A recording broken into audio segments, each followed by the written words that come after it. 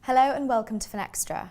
I'm Emily Haller and I'm here with David Lawlor of Thomson Reuters, and we're talking about MiFID II and data aggregation. Thank you very much for joining me. Pleasure.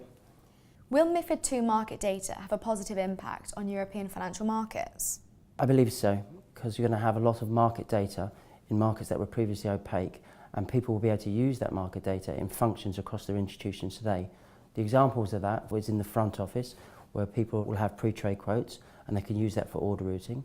On the post-trade side, they'll also be able to look at best executions to see which venues they should be executing their trade. The next way to use that data is probably in the back office function. With the back office function, they do end-of-day evaluations. In the past, they were doing that with indicative data. Now they have real trades to use that with. And the last one is the compliance arm of that as well. So firms will need to prove whether or not they fall under this systematic internaliser regime. What is a systematic internal regime? Well, that's where institutions trade in size on a frequent basis, and the only way to calculate that, whether or not you fall under that regime, is by looking at the total size of the market and evaluating where you are in that position. How will vendors and partners like Thomson Reuters manage the data that exchanges will be obliged to provide?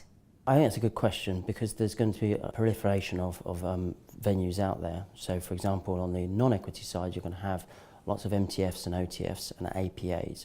40 plus is what we've estimated. The good news for us as a vendor is that these are existing partners. So we already have comms lines, we already have commercial arrangements, we already have administration processes in place. So we believe our time to market will be enhanced because of that issue. And also there's a general sort of collaborative approach to this market, because our clients are their clients and they also need that market data to be delivered in a normalised and centralised way. How do you see data service providers helping the market to reduce implementation costs and timelines? Well, cost is fundamental for this site. So reducing cost has got to be at the forefront of all vendors that are providing data, because the institutions that have got to go through this, is because there's so many different activities they have to do in a year, they're going to have to go through an awful lot of cost themselves.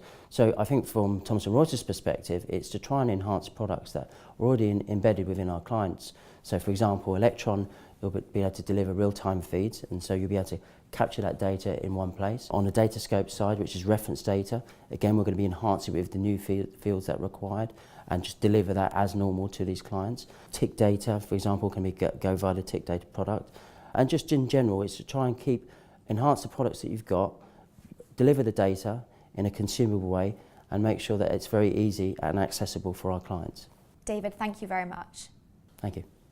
And thank you for watching.